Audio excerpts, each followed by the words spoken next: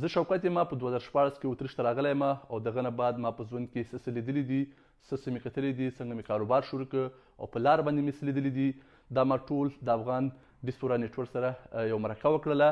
او تاسو هم کولی شئ دا ویډیو په افغان ډیسپورا نیټورک باندې وګورئ چې ما په ژوند کې څه تجربه شوي دي او په ژوند کې ما څنګه کاروبار شروع کړی دی او ژوند کې زه څنګه په مخکې تللی یم نو دا ویډیو تاسو خامخا وګورئ او